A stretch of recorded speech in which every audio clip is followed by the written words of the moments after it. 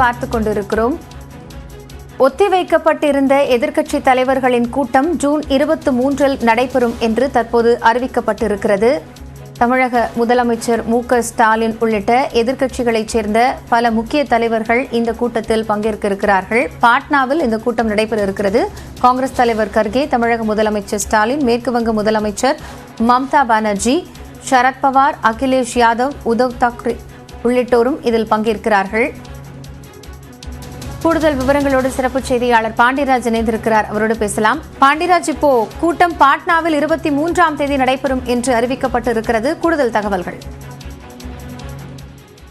காயத்ரி, எதிர்க்கட்சிகள் ஒன்றிணைக்கக்கூடிய ஒரு மிகப்பெரிய ஒரு பிரம்மாண்ட கூட்டமானது வருகின்ற 12ஆம் தேதி பீகார் தலைநகர் பாட்னாவில் நடைபெறுவதாக இருந்தது. இந்த சூழ்நிலையில் அகில இந்திய காங்கிரஸ் கமிட்டியினுடைய முன்னாள் தலைவர் ராகுல் காந்தி மற்றும் தமிழ்நாடு முதலமைச்சர் மு.க. ஸ்டாலின் ஆகியோர் அந்த தினங்களில் பல்வேறு நிகழ்ச்சிகளில் கலந்து கொள்ள இருப்பதனால் தேதியை மாற்றி வைக்க கோரி பீகார் முதலமைச்சர் நிதிஷ்குமாருக்கு கோரிக்கை வைக்கப்பட்டிருந்தது. இதனைத் தொடர்ந்து இந்த எதிர்க்கட்சி தலைவர்கள் கலந்து கொள்ளக்கூடிய கூட்டமானது வருகின்ற 23ஆம் தேதி நடைபெற உள்ளதாக தற்பொழுது அறிவிப்பு வெளியாகி இருக்கிறது.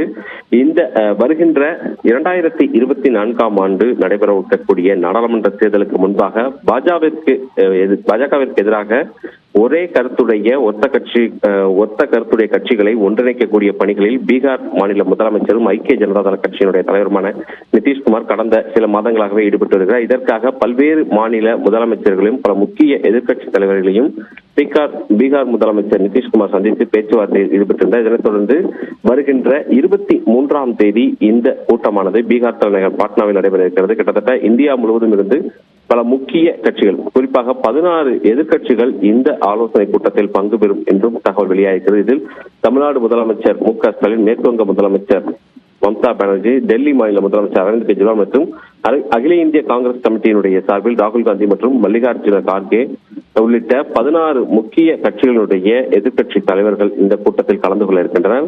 வரவிருக்கின்ற 2024ஆம் ஆண்டு நடைபெற இருக்கக்கூடிய நாடாளுமன்ற தேர்தலில் பாஜகவை வீழ்த்துவதற்கான ஒரு முக்கிய கூட்டமாக இந்த கூட்டத்தில் முடிவெடுப்பதற்காக பல்வேறு வியூகங்களானது வகுக்கப்படும் என்றும் ஒருங்கிணைந்து செயல்படுவது தொடர்பாகவும் முக்கிய ஆலோசனைகளானது மேற்கொள்ளப்பட இருக்கிறது. காயத்ரி, பாண்டியராஜ், இப்போ நீங்க குறிப்பிட்ட மாதிரி அந்த ஒரு முக்கியத்துவத்தை வலியுறுத்தி தான் இந்த கூட்டம் இருக்கும் அப்படின்னு எதிர்பார்க்கப்படுகிறது. அப்படி இருக்கையில கூட்டம் நடைபெற்ற பிறகாக இது இந்த 3வது அணியோ அல்லது இந்த பாரதிய ஜனதாவிற்கு எதிரான ஒரு அணியில் யார் யாரெல்லாம் இருப்பார்கள், யாரை பிரதமர் வேட்பாளர் என்பது போன்ற விஷயங்கள் எல்லாம் தெரியறதுக்கான வாய்ப்பு இருக்குன்னு நம்ம எதிர்பார்க்கலாமா? நிச்சயமாக காயத்ரி, இது தொடர்பாக ஏற்கனவே ராகுல் காந்தி இருக்கட்டும் அல்லது நிதிஷ்குமார் இருக்கட்டும் இந்த தேர்தலில், அதாவது வருகின்ற 2024ஆம் ஆண்டு நடைபெறக்கூடிய அந்த நாடாளுமன்ற தேர்தலில் பாஜகவை வீழ்த்துவது மட்டுமே தங்களுடைய நோக்கம் என்றும் ஒத்த கருத்துடைய கட்சிகளை ஒருங்கிணைப்பதன் மூலமாக பாஜகவை வீழ்த்த முடியும் என்று அந்த கூட்டணியானது நம்புகிறது. எனவே அதன் அடிப்படையிலேயே இந்த முன்னெடுப்பானது பீகார் முதலமைச்சரால் எடுக்கப்பட்டிருக்கிறது. எனவே இது முதல் கூட்டம். இந்த கூட்டத்தில் பல்வேறு ஆலோசனைகள், யார் பிரதமர் அல்லது எப்படி செயல்படுவது அல்லது தேர்தலுக்கு பிறகான முடிவிற்கு பிறகாக பிரதமரை தேர்ந்தெடுக்கலாம் என்பது குறித்த பல்வேறு ஆலோசனைகள் இடம்பெறுகிறது.